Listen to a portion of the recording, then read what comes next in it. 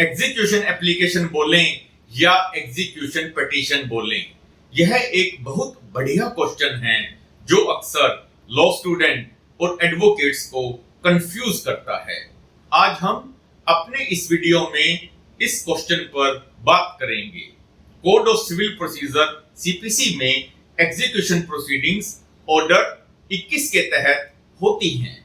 इस ऑर्डर में साफ लिखा है कि डिक्री होल्डर को एप्लीकेशन फॉर एग्जीक्यूशन फाइल करनी होती है, यानी टेक्निकल शब्द एग्जीक्यूशन एप्लीकेशन है, एग्जीक्यूशन पिटीशन नहीं।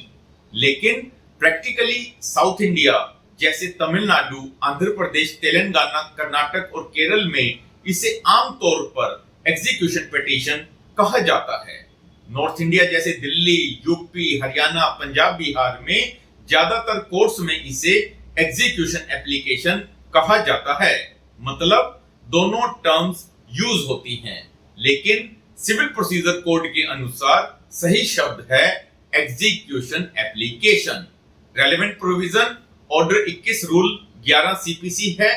Where a decree holder desires to execute it, he shall apply to the court which passed the decree। यानी लॉ में एप्लीकेशन शब्द यूज किया गया है। कई जगह लॉयर्स इसे एग्जीक्यूशन पिटीशन भी कहते हैं। ऑर्डर 21 रूल 11 सीपीसी के अनुसार डिक्री होल्डर कोर्ट में एग्जीक्यूशन एप्लीकेशन फाइल करता है। एप्लीकेशन में डिटेल्स लिखी जाती हैं, डिक्री का डेट और नंबर, पार्टीज के नाम, डिक्री का नेचर जैसे money, possession, injunction etcetera. Decree किस प्रकार की है? मनी डिक्री तो नहीं है, पोजेशन तो नहीं है, इंजंक्शन तो इशू नहीं हुई है। एग्जीक्यूशन का मोड भी लिखा जाता है, जैसे कि attachment, arrest, delivery of property etcetera. Court पहले notice to judgment debtor order 21 rule 22 के तहत इशू करता है, ताकि जजमेंट डेप्टर अपनी बात रख सके।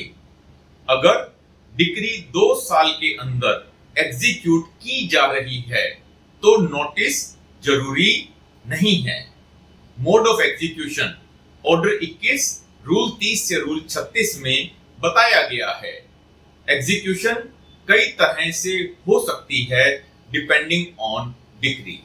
मनी डिक्री, मनी डिक्री के अंदर जजमेंट डेप्टर की मूवेबल, इमूवेबल प्रॉपर्टी को अटैच करना, सेल करना, सैलरी अटैचमेंट, उसकी सैलरी को अटैच करना होता है।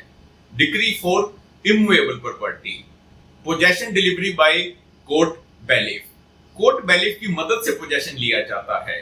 अगर रेजिस्टेंस हो तो पुलिस की हेल्प भी ली जाती है। Decree for movable property, actual delivery of goods करी जाती है।